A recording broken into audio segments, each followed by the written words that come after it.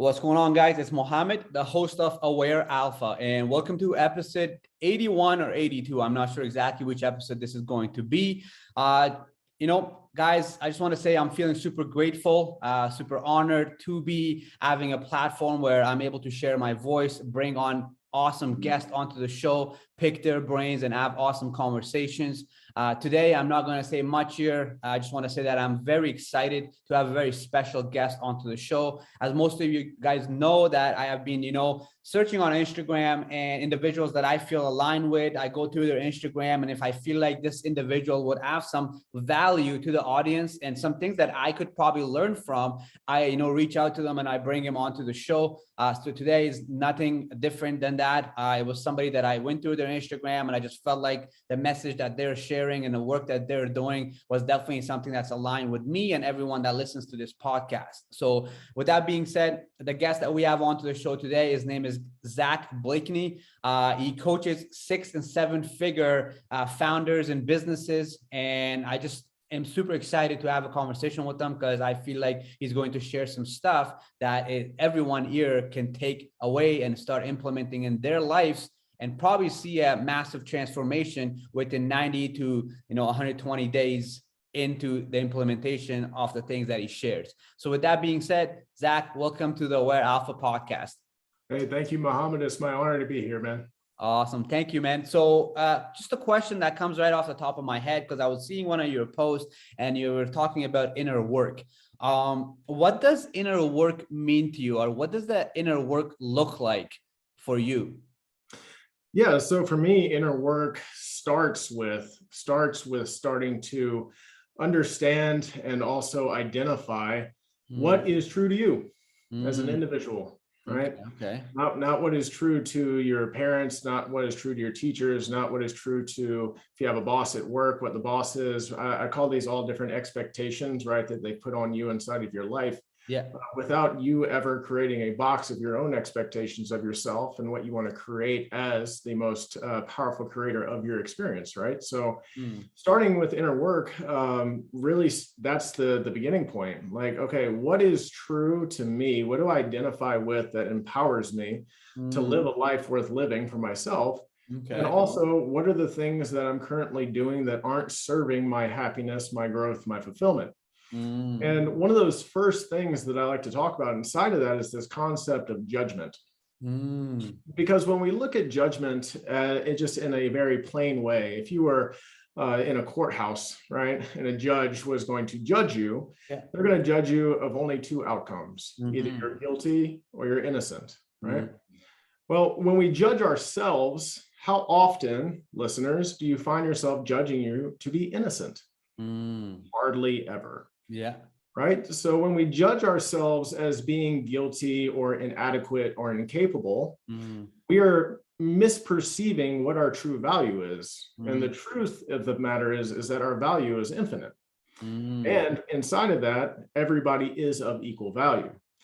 So when you start understanding that judgment, my own self-judgment is constricting me from showing up in my full authentic expression, that's kind of my first cue for a lot of guys that I work with. I'm like, okay, well, let's start looking at the ways that you're literally lending yourself through your own self-talk. And that was a big thing for me, understanding that, oh, I'm only me is judging myself as being inadequate.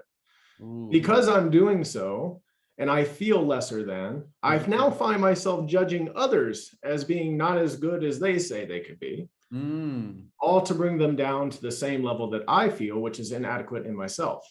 That's amazing. Yeah, so Jim Carrey, who I loved him when he was, a comedian and making incredible movies when I was growing up, but even now he's come into a very enlightened space in who he is. He has this great definition for freedom. He basically says, freedom, true freedom, is living life without judgment and concern. So if you could start there and start actually thinking about literally all the energy you spend judging yourself and judging others, that is a great end to start to understand what inner work you should be doing. That's amazing. And it's so true, because I think once I heard that, like, we are our biggest critics naturally, right? And on top of that, we have like, studies have shown like 50, 60,000 thoughts a day. And naturally, the mind is always thinking negative thoughts or thinking of negative outcomes, right? So that's so interesting that your definition of inner work, and then just how you said that starts with judgment and becoming aware of the judgments that we have on ourselves, right? So now you mentioned something about finding out what's true to ourselves, right?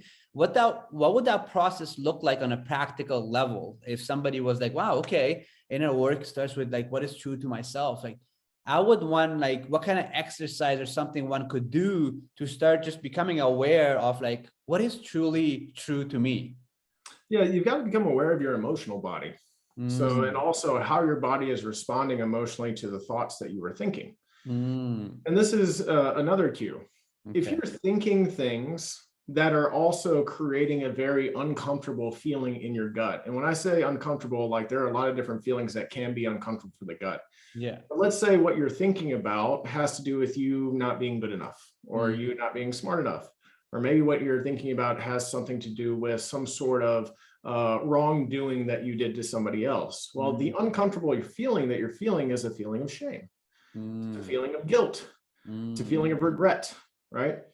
These things that you're feeling are not necessarily true to who you actually are, especially when it comes to inadequacy. Because again, we are all of infinite value or equal value, and that value is infinite, right? So how can you be inadequate in something in which you're infinitely valuable? And it's my interpretation that the spirit that is inside of us, we are a mind, body, and spirit complex, all three are us, is actually screaming back to the mind and saying, literally, I'm not that way. Why are you saying that we are this way? And so the emotion comes up. So if we can become very aware again, what am I'm feeling uncomfortable, I'm feeling, not good about myself. Yeah. What are the thoughts that I'm saying? These thoughts are just illusions. Thoughts are not true. Exactly. They're only true because you have chosen to identify with them inside of your identity of who you are. That's the only thing that makes them true. So you have a different choice you can make, but most people are not aware of this choice. Yeah. And how do you start making this? So that's amazing, everything that you're sharing, which is one of the 3 pillars of Aware Alpha, which is self-awareness. And second one is self-discipline. Number 3 is emotional intelligence. And it seems like you are literally talking about around these topics. So like, how do you start building this new identity? Now that you have all these thoughts, and like these thoughts, I'm not these thoughts, they're not affecting me in the right way. How do I start building up the new identity that is really me and that's going to serve me the best way?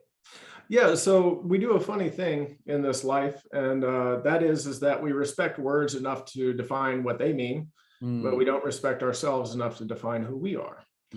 So behind me, and I know the listeners can't see this, but behind me over here is what I call the invincible shield. And what it is it is clearly defining 7 areas of my life. And this is something I do with my clients that create a clear definition inside of this so that they create their own box, so to speak. Like, this is who I am, right?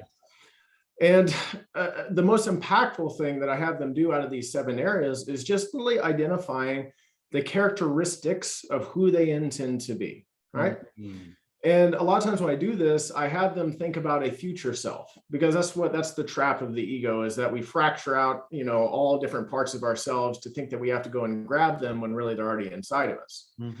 So when we I'll say, hey, all right, think about this future self. And I want you to say, what is this future self? How do they show up?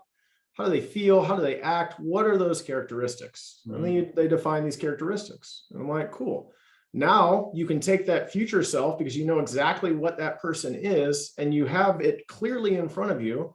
And now you can start, what I tell them to do is write down every single morning, my intentions are to be, let's say, loving, courageous, compassionate, kind, right? Blah, blah, blah. And that intention now guides them to start acting that way now, rather than waiting to achieve things for them to be this person in the future. I love that. That's amazing. This is probably my favorite first 10 minutes of a podcast that I've done in a long time. This is some good stuff. I'm curious, so how did you get into this business and into this life? Like, just tell us a little about your background, and I guess what inspired you to lead the life that you're leading now. Yeah, so the inspiration was a whole bunch of pain. Was Mm, a time in my life in which God, my inner voice, whatever you want to say, mm, literally made me stop and yeah. made me stop by losing seemingly a lot of things out of my life at the time. Mm, But in all actuality, now where I sit, where I am, I found that I actually was gaining everything I could have ever wanted. But for me mm, to do that, I had to release a lot of old behaviors, a lot of addictions, old patterns that I had acquired up to that point. One of mm, my primary addiction, you can say, was I was addicted to porn. And I mm, was addicted to porn from the time I was 14 until I mm. was 30. Okay, okay. So when I started watching pornography was in 2000, and that's where we had just transitioned from dial-up internet to broadband. Mm, And the internet was flooded with a whole bunch of different things, including video pornography. yeah, And as a 14-year-old with a computer in a basement, yeah. I was able to explore these things and start finding these things. Mm, Well, I didn't realize, because there wasn't even studies that came out until about 2009 or 2010 that showed the effect of neurologically remapping from video pornography, yeah. what I was doing to myself. Mm-hmm. I started to experience a little bit more social anxiety, didn't really know where that was coming from. And then once I got into college, I started to experience something called porn-induced erectile dysfunction. Mm. So I was literally 2021 and having opportunities to have sex with women and not be able to perform inside of that space. Oh, wow. Well, still no connection to why this is happening to me. So now we're talking about what do I do here? Well, I'm asking myself these hopeless questions. Mm-hmm. Why is this happening to me? Why am I different from other guys? Why can't I just be normal? Why can't blah blah blah, all these different things, right? Yeah. And that ultimately just spiraled me further into the addiction because I started to experience performance anxiety. And Mm-hmm. so having sex with a woman was unsafe. But Yeah. what was safe was me being in front of a computer and Mm, watching pornography and masturbating to pornography. That was yeah. safe. Mm-hmm. So I got to the point where I had literally remapped my neurochemistry to I could literally start opening up a laptop and be achieving an erection while I'm opening up a laptop before I even start looking at anything. Mm. But with a woman in person, there was nothing. Ah. So that addiction moved me into other addictions. I got addicted to drugs. I never really got into alcohol too much, but really hard drugs, MDMA, cocaine, things like that. Okay, okay. And I had gotten married by the time I was 27. Mm.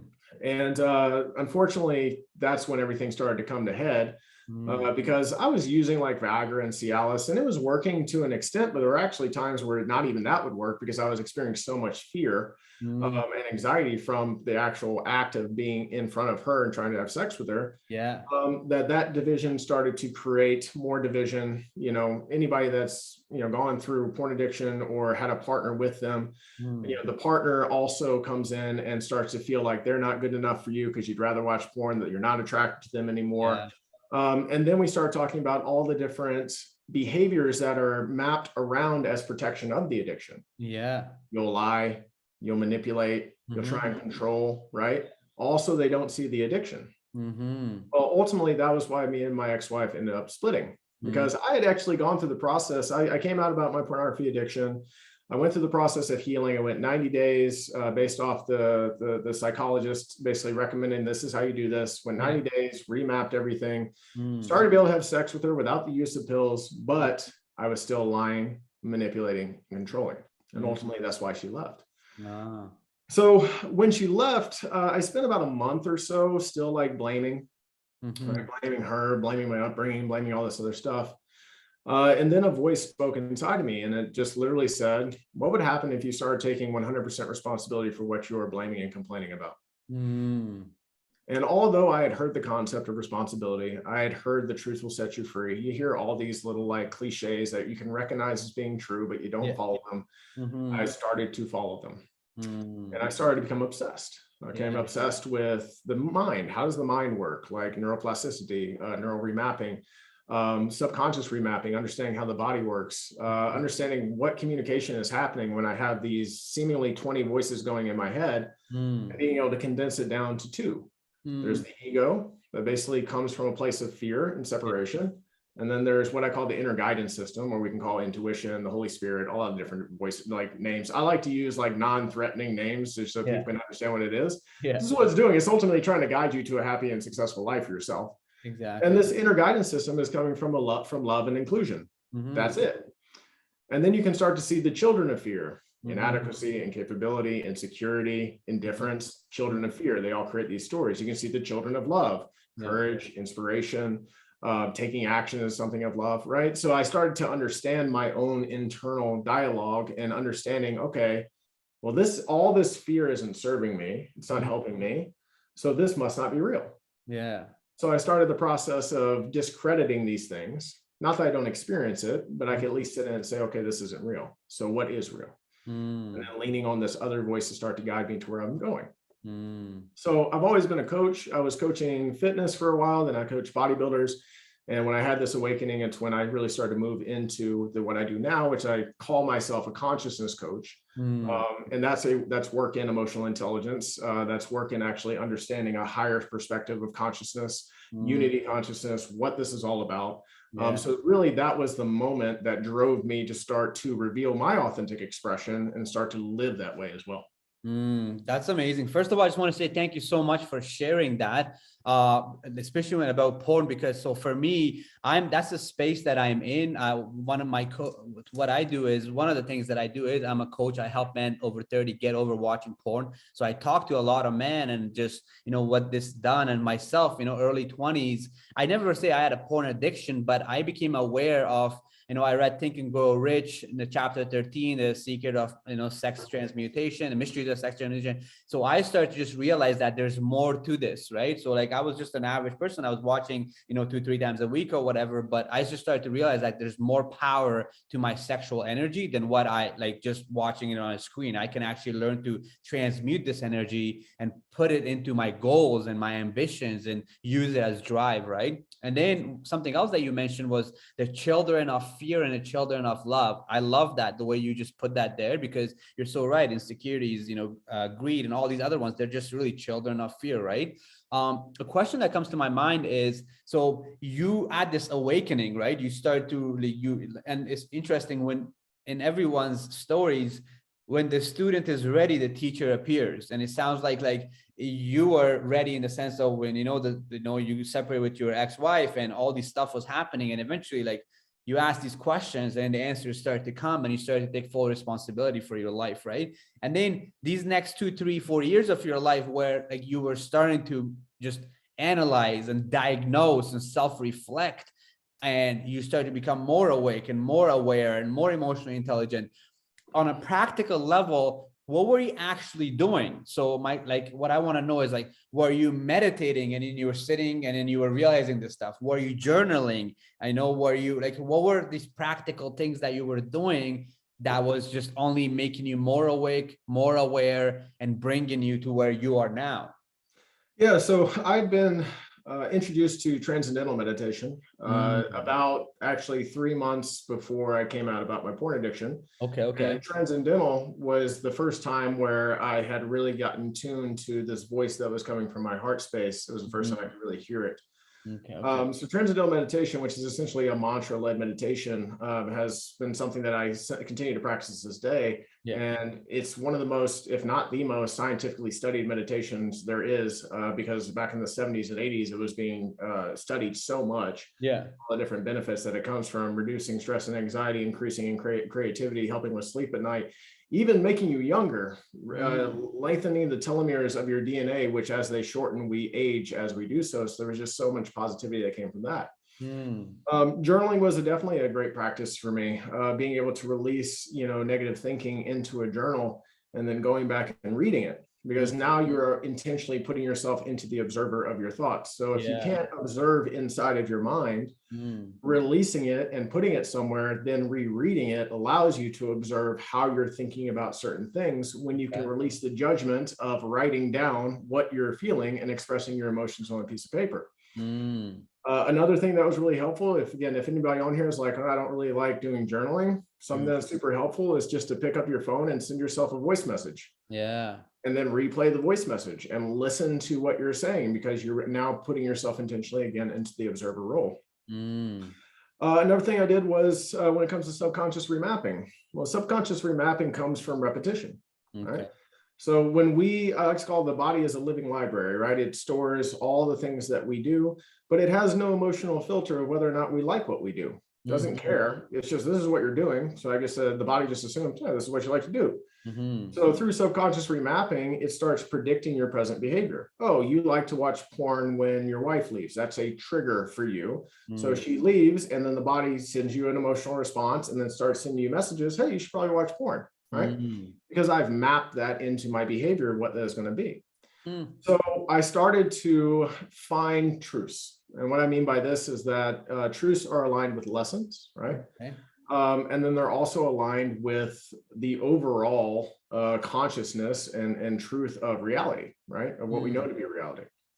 So once I start to extract lessons from my experience of what I was going through, I started using those as what I call fortification statements. So I'm fortifying my mind away from my ego and allowing the inner voice to be the guidance and the speaking.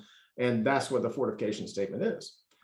So, for example, one of the most powerful statements I came up with was, I was doing the best I could with the knowledge that I had. That helped me with forgiveness, with grace for myself. And then the second part of it, with the knowledge that I had, created motivation for me to learn more so that I could continue to progress and become better. Then I would take this statement, because regret has a very, is also mapped. So again, when we have traumatic experiences from our past, that trauma shows up on repeat inside of our mind. Well, the reason why the trauma is showing up on repeat is because you haven't learned yet what that lesson is. So what happens is the trauma comes up and you still intertangle with it like you're experiencing the trauma back when you experienced it in the past. That's keeping you stuck in the past. So then you extract the lesson. Oh, this is what I learned from this trauma. Then I started to repeat this lesson at least, hundreds of times a day.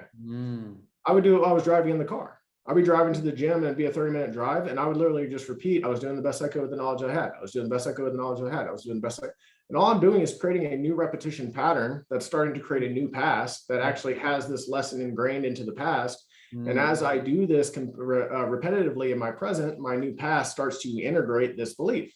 And then so the trauma stops. Trauma flashes stop when you've learned the lesson. They're showing up for you consistently. They're showing up for you because you haven't been able to move forward from it because you don't know what to extract and what you were going to learn from the experience. So I would be in the car and I turned it into songs, like, because I would just get bored, right? I was doing the best of good with the knowledge that I had. Like I was doing all sorts of stuff just to continue to say those things. And over time, with my consistency, trauma flashes started going away. And I truly believed that I was doing the best I could with the knowledge that I had. When I tell this to my clients that I work with now, and I say, hey, I want you to go on a 20-minute walk a day and we'll find what the lesson is. And then I have them repeat it. They look at me and they laugh. Well, that's not going to work. Right? An ego response, right? That's not going to work. I'm like, just humor me. Do it for the next month. 3 weeks in, hey, man, I think I'm starting to believe the thing I'm telling myself. Of course, because you also believed all the pain that you told yourself as well. What's the difference? This is the difference between creation and reaction. That's amazing. So is it like, I was thinking of like affirmations or incantations. Is this just kind of similar? Like, is it just an affirmation pretty much that you are saying and you're affirming to yourself repeatedly? Yeah, so I like incantation. And again, we're just being really, with semantics about this point, but like an affirmation to me is something that you want to believe. So when we're affirming something, we're just affirming a belief that we want to have. We almost have faith that this could be true. The problem is that a lot of times when people do affirmations, they don't connect the emotional response to that affirmation. I can say, I'm worthy of success and say it in a way in which I don't believe it, right?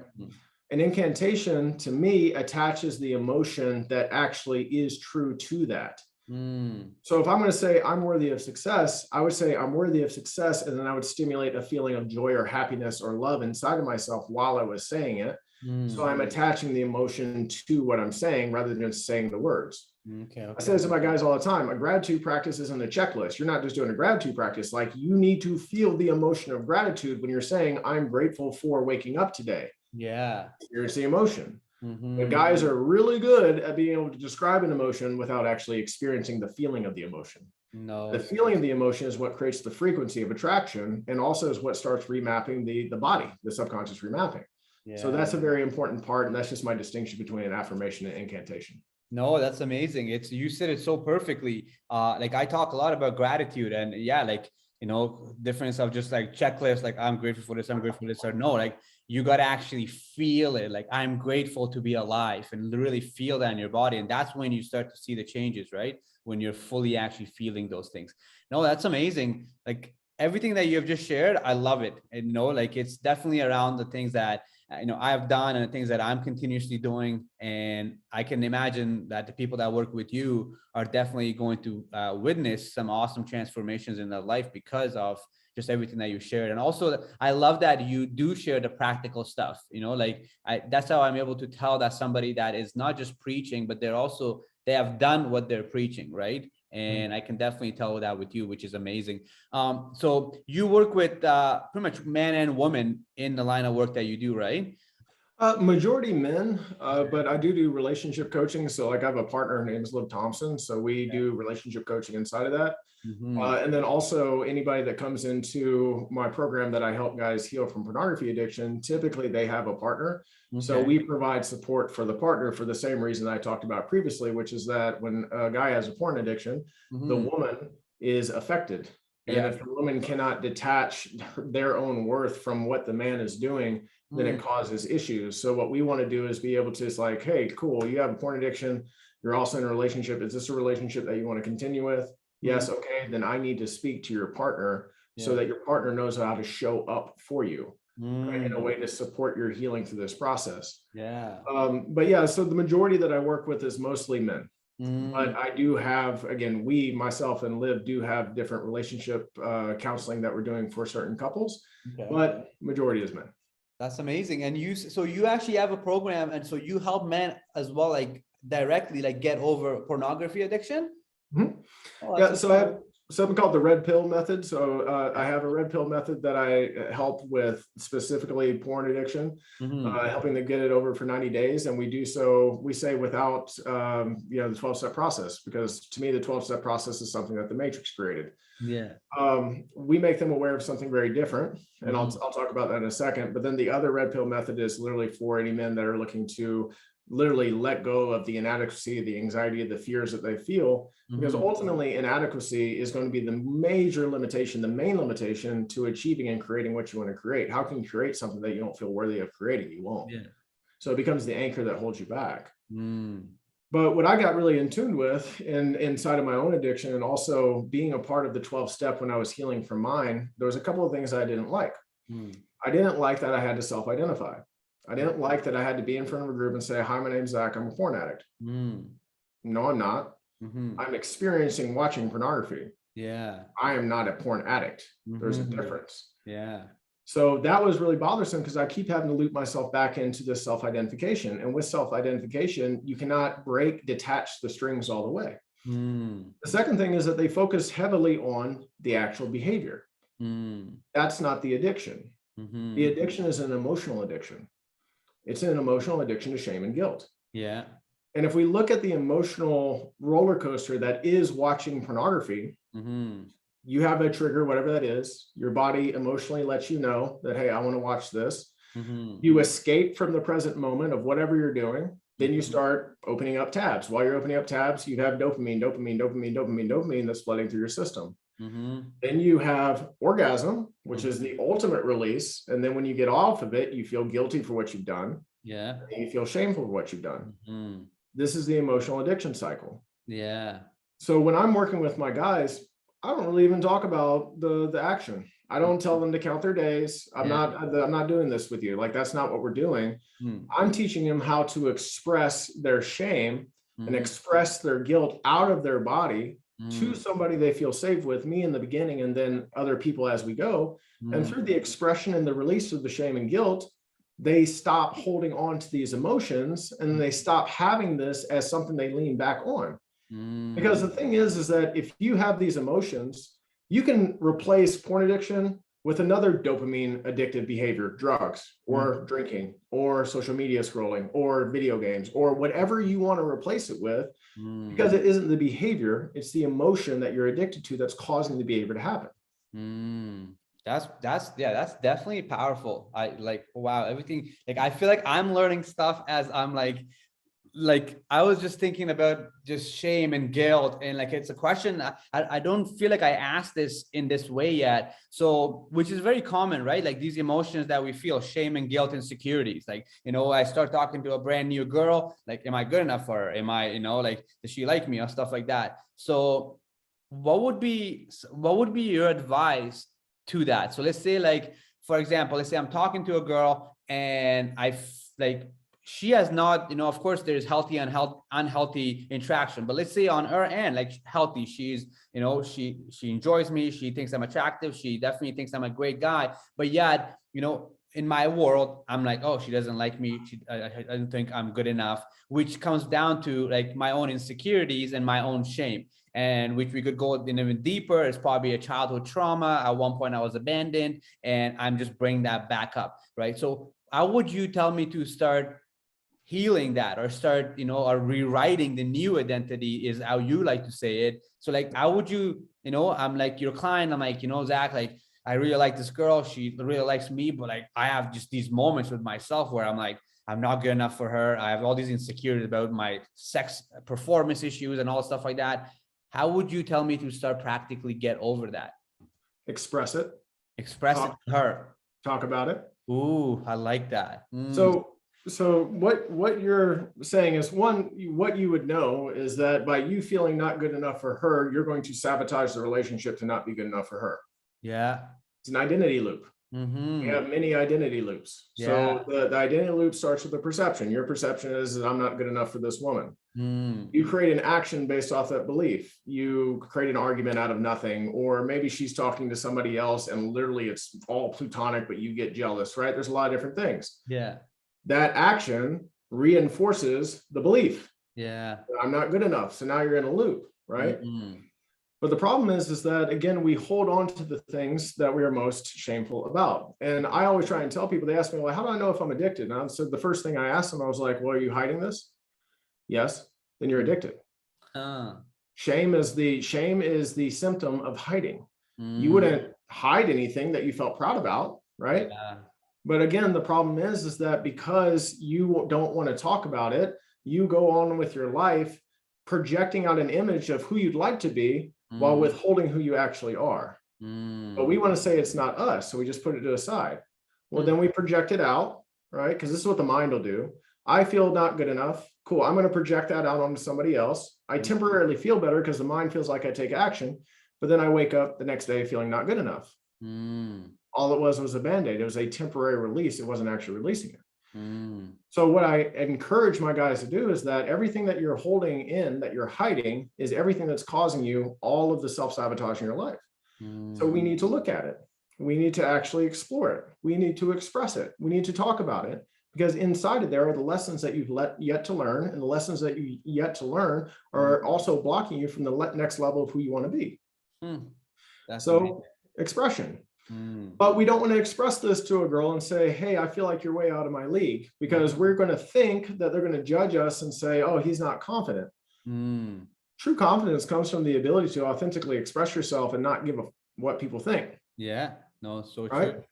So I would say, hey, why don't you go up and you talk about it? So apparently you have, inside this scenario, you're now dating this girl. You don't want to hold on to it anymore. You say to the girl, hey, like, I really like you, and I just want to let you know this has nothing to do with you whatsoever. Like, this is just me, and I want to be able to express it for you so that you understand me better. I'm feeling like I'm not good enough for you. And I know that this probably isn't real or anything else, but like, if I just tell you, can you tell me, can you reaffirm that I am? Oh, you are. Oh, okay. Thank you for letting me know. Now I'm not holding on to all of my delusions inside of my body. And I'm also getting a reflection back from somebody who I care about, who's shown me that they care about me. And then they're letting me know that that's not the case and that I'm just being delusional inside of my own space. So it's the expression of the things that we are hiding, which releases it out and allows us to receive love. Because this is the thing. If we're not willing to experience shame and guilt, because we're just going to put it aside, then ultimately that's the anger from us experiencing love and joy. So instead, we want to feel love and joy, but we find ourselves in this middle point of anger and courage and like inspiration, and then a little bit down, like we're in this middle point where we don't ever actually experience the love that we want to have because we feel shameful about who we are. So the only way out of your own shame and your own guilt is through it. Yeah. And to go through it is the expression of it. And what happens when we express it? Well, I express it out, and then that person now understands me more. Just by being more understood, we're going to feel more loved. Yeah. Through the understanding of each other, now she knows how to show up for me. Maybe I need words of affirmation. Now she's going to give me more words of affirmation. That's then going to help me with my own affirmation. And now, because I don't have shame and guilt that's acting like an anchor for me, I can experience the love and joy inside of the relationship without me self-sabotaging it, because I've expressed what I feel shame about.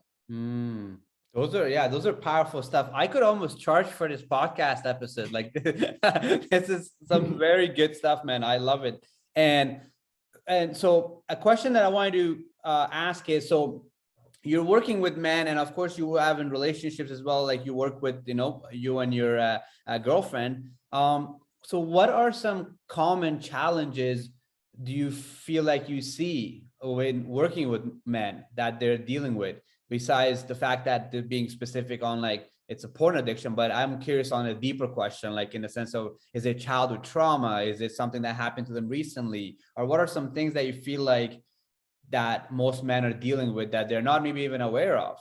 Oh, the mask that I'm fine. That's the thing. That is the window into where they're not fine. So even when guys sign up with me, right, and they want to start talking, they're like, hey, yeah, I really don't want to feel inadequate anymore. I really don't want to feel these things anymore. I'm like, awesome, cool. Let's talk about it. Yeah. And it's like prying open a can opener, like little by little. All right, so why do you feel this way? I don't know. Okay, cool. Now let's start talking about why you don't know. Why don't you know why you feel this way? Okay, cool. It's a whole bunch of questions to get them to start to understand that they're saying they want something, but they're also unwilling to talk about it. So what I do is I provide a space by me being 100% transparent with them. I tell them about my porn addiction. I tell them about times where I experienced PEID. I tell them about times of my ex-wife. I tell them about all the different things that they would think somebody wouldn't talk about. So by me being transparent, it gives them permission and creates a safe space for them to start to be transparent with me. And then through that process, then we can actually start working within the stories. The brain does a funny thing. Like I can like put a cell phone in a water bottle and say, here's two separate things. Your brain can make a story about the water bottle and the phone, but they're two separate things. You can take inadequacy and making money that are two separate things and intertwine it with a story, and now they're connected, but you've chosen to create the story. So I work inside of that story and I detangle the story, because the story is illusionary. It's not real. It's something that you've only created. And then through that process, like I said, we find what is true, and that truth becomes a fortification for what is true and what they want to start living by going forward. But the biggest thing, like after I get through that wall, sure, I can work with trauma, right? And like my definition for trauma, the definition of trauma has gotten broader and broader, but this is what I feel it truly to be. Trauma is anything that keeps you from experiencing and expressing universal love. Yeah. Anything. So if you start looking at trauma through that lens, when you're stressed out, you're experiencing trauma. Why are you stressed? Okay, let's start diving into why you're stressed. Oh, you're experiencing anxiety. Cool, that's trauma. Let's talk about why you're experiencing anxiety. And then getting through the logical brain allows us to get into the emotional side, which is the things that, again, most guys don't want to talk about. Once they start talking about it, once they start expressing it, then we can go back to the logic. Oh, now I can understand logically what I've done inside of here. And here's the key for me to not hold on to this anymore. So what I tell them, I say, guys, think about the next 50 years of your life. What if in the next 50 years in total time, you spent 49 of those years operating in 100% clarity, belief, and confidence that you know who you are and you know what you want to create. And for a total of 1 year that's sporadically spent over that time, you experience shame and guilt and everything else. How would that be for you? Oh my God, that would be amazing. I would be able to do everything I want to do. Exactly. Because what I tell them is like, it's not about eradicating these emotions. Shame, guilt, and love are the most powerful transformative emotions. If you mess up, you should feel guilty. The emotion is there to signal to you to say, ooh, I did something that I made a mistake. I should probably apologize to whoever I made the mistake for. Maybe I need to forgive myself. But when we act like they don't exist, you continue to hold on to them. So now take the next 50 years and you're not expressing it, you're not talking about it. And literally for the next 50 years, you're waking up feeling inadequate, shameful, and guilty. Ultimately, that's the anchor, the limitation that holds you back from getting what you want out of life.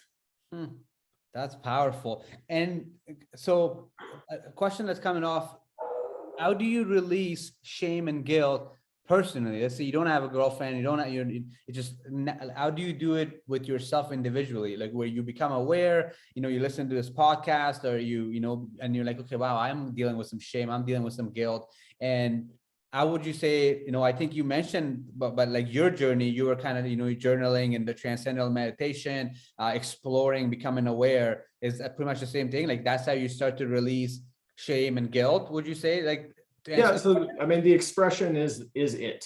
Okay. So, and again, if you're alone, finding a coach or somebody who can help you inside of this space, being able to do that for you would be the outlet that you would want to go towards first. Okay.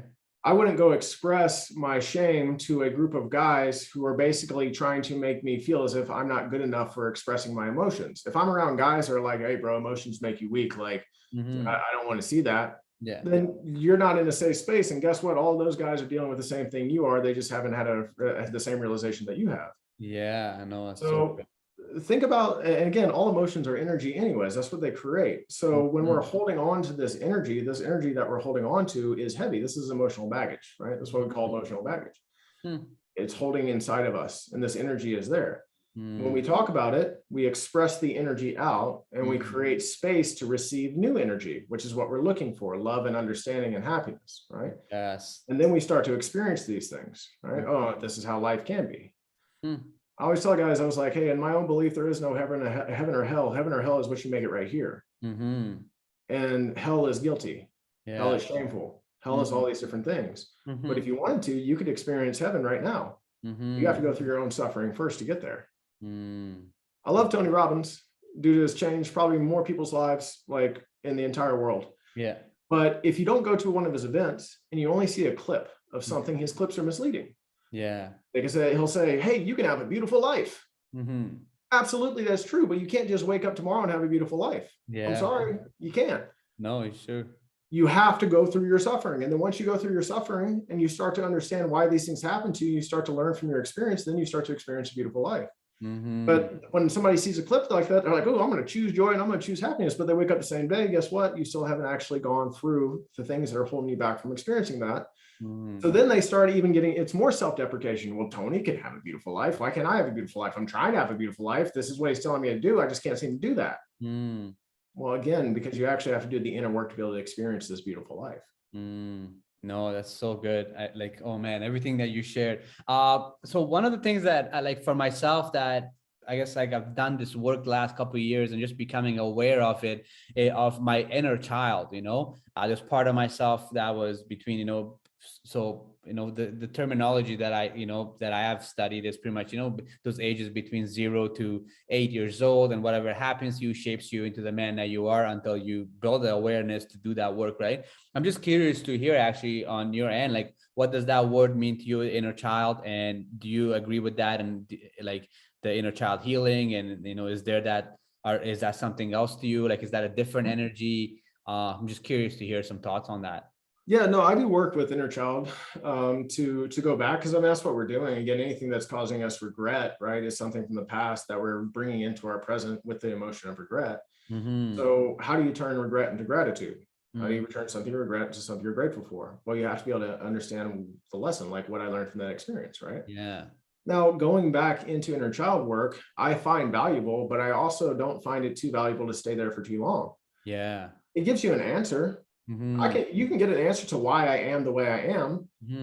But what are we going to do now so that you aren't that person anymore? And what I find is that the ego can create an attachment to your inner child. Oh, I'm this way because of something that happened to me when I was 7. When is that story going to be gone? Yeah. Why are you still justifying your present behavior based off something that happened when you were 7? You're still not healed from what happened when you were 7, because you're justifying your present behavior based off of that. The moment in which you're healed is the moment where you don't have to justify your present behavior for anything, except for it's authentically what I want to do. This is how I want to show up, and this is how I want to be. So again, it's good to have the why. It's Yeah. good to understand. It's good to know in that way. Yeah. But you also can't attach yourself to that story as justification for being a shithead in the present moment. Yeah, no, so true. I like that. So yeah, so when I do inner child work, a lot of times my guys are blocked from like their memories when they were young. And a great way to do this is just to, instead of saying, hey, what traumatic experience happened to you when you're in second grade? I say, hey, what was the name of your second grade teacher? Oh, then they remember the name of the second grade teacher. Through that process, it unlocks, oh, here's what I experienced in second grade. Here's what my classroom was like. Here's my friends. Here's my best friends. Oh, here's something that I experienced that I feel is also how I'm acting right now. And that's one of the biggest realizations for anybody that I do inner child work with. I'm like, hey, man, you realize you're thinking the same way you thought when you were 7 years old and you're 30. How is that benefiting you now? Right? So again, very beneficial stuff. I will tell you that a lot of what I do it if I need to, but most of what I do is say, because in a very, it's the truth, but also for most people, this is just a concept. There's no past and there is no future. There's only the present moment. This is the red pill. Take the red pill, you live right here. When you're thinking about the past or the future, you're in the matrix that the mind creates for you. And anything that prevents you from being present also prevents you from creating. So my work, a lot of my work centers around, yes, let's go back and let's extract, but let's only extract the lesson so that you can use that in your present to drive your behavior in alignment and who you intend to be. I love that. Just one last question here before we finish this off here. How can I experience more present, or how can I be more present? Because I love what you said, right? If you're thinking about the future, you're using your imagination. If you're thinking about the past, you're just using your memory, and none of them are really helping you. So you want to be more present. How would you say, what's the best way to be more present? Yeah, what is the best way would you say it is to be more present? One can start like implementing or start doing or becoming aware to just experience more presence in their life. Pattern interrupts. What I just hit was a sound bowl that I have by my side. Okay. Mindfulness is a strategy of being more present, right? Okay. So mindfulness can be very simple in a sense of like, I could take anything on my desk, like this pen. If I was out of the present moment, I could start analyzing this pen. Look at all the details of it and everything else to get the mindfulness to be like, oh, now I'm back in the present, right? Yes. But if I were going to give you, these are just little hacks. Like I love this bowl because again, if I find myself in fear, I just hit it. It also gives off 432 hertz, which is the green energy center in a sense for your heart space. But how do I become more present? By dealing with the things that create you to not be present. By healing from your trauma, by healing from your regrets, by healing from the shame that you feel and the guilt that you feel. When you don't feel those things anymore, you don't actually, in a sense of what's happened to you in your past, you don't think about the past as much anymore. And then you can be more present. Yes. And then when you're not having those feelings of regret and shame and everything else, you make space for belief and feeling as if you're worthy. And if you feel as if you're worthy, you'll not think more about the future and be anxious and fearful about whether you can or can't do what you're trying to achieve. So then you'll stop that rhetoric and you'll just be present. So being present, again, although there are little tricks that I can like give to people and say, hey, this is a way of doing this, to have consistent presence is to heal from your past, to be present in the moment. I love it. Very well said, man. I just want to say, first of all, like this was one of my favorite podcasts I have done, and you can actually go listen to all my previous one. I don't say this every time, you know, like literally this is one of my favorite podcast interviews that I've done. I want to say thank you so much for your time. Like I'm sure the audience is going to get so much value from this. And I believe that I'm sure eventually we're going to do a part 2, because I can feel this already, that there will be so much more value that we could bring to the audience. As we finish off the podcast here, Zach, please let everyone know where they can find you. I'm going to enter those details in the podcast section so they can find you if they want to work with you, if they want to follow you. So just let them know where's the best way to find Zach. Yeah, so luckily my name isn't very common. So Zach Blakeney on pretty much all social media outlets, Instagram, TikTok, Facebook. You can find me that way. Okay. If you want to explore, you know, some of the programs that I have, it's theredpillmethod.com. Check out that. Also, the redpillmethod.io is going to be the porn one, so you can look inside of that as well. Awesome. And even more so, if you've listened to this podcast and you have any questions or reflections or anything that you want to do, if you just DM me Red Pill, I'll know that you're coming from this podcast. And again, at that point, I'm an open book. You can ask me whatever you want to ask me, further clarification or understanding. I'm here for you in that way, and I'm here to serve you in that way. Awesome, Zach. Well, I just want to say thank you so much for your time, man. It was a pleasure for me. And lastly, as we finish off this podcast, everyone, my intentions are for you guys to truly listen to this podcast and take some of these practical things that Zach shared, and hopefully you start to implement it in your day-to-day life and do it and stay consistent for at least 30, 60, 90 days and watch the transformation that happens. My other intention for you is that, you start to understand porn and what is it doing for you, what is it doing to your brain, to your mind, to your body, and what a destructive habit it really is. And with that being said, until next time, stay an aware alpha.